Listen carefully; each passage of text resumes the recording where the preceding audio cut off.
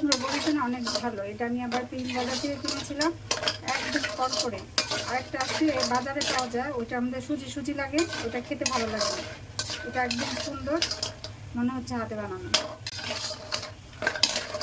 আর আজকে আমি রান্না করতেছি নিজের হাতে ভাঙানো সরিষার তেল দিয়ে। আমার ঘরে মেশিন আছে তেল ভাঙানো, আমি সেটা দিয়ে সরিষার তেল ভাঙিয়ে তারপর রান্না করতেছি আজকে। বড়িগুলো ভাজা হয়ে গেছে, এগুলো উঠিয়ে নিচ্ছি এখন। একদম সুন্দর আজকে বড়িগুলো।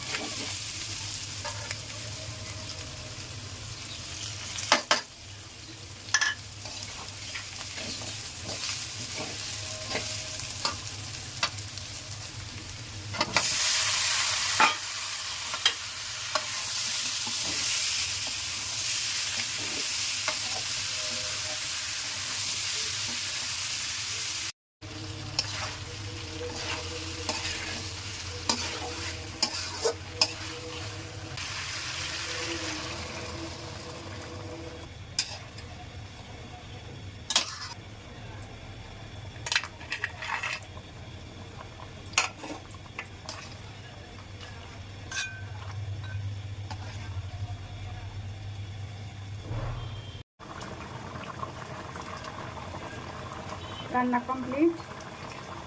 এখানে যে ধনেপাতা কাঁচামরিচ দিয়ে নামাই নিব। আর এই যে ঝোল ঝোল মনে হচ্ছে, কুমড়ো বড়ি আর আলু ঝোলটা আর একটু টেনে নেবে, এই জন্য এরকম ঝোল থাকতেই নামিয়ে নেব।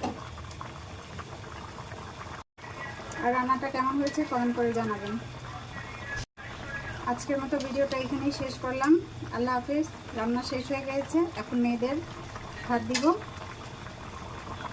আল্লাহ হাফেজ, সবাই ভালো থাকবেন।